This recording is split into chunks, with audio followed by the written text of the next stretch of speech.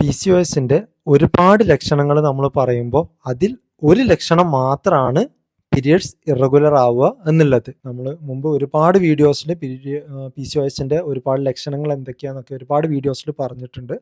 അപ്പോൾ ഒന്നുകൂടെ പറയാം, കഴുത്തിൻ്റെ ബാക്കിൽ കറുപ്പുണ്ടാവുക, ഇൻസുലിൻ റെസിസ്റ്റൻസിൻ്റെ മറ്റ് ലക്ഷണങ്ങൾ, ശരീരത്തിൽ ഒരുപാട് unwanted hair growth, acne, pimples, പിന്നെ ചില ആളുകൾ വെയിറ്റ് കൂടും, പീരിയഡ്സ് ഇറഗുലർ ആവും, അങ്ങനെ ഒരുപാട് ലക്ഷണങ്ങളുണ്ട്.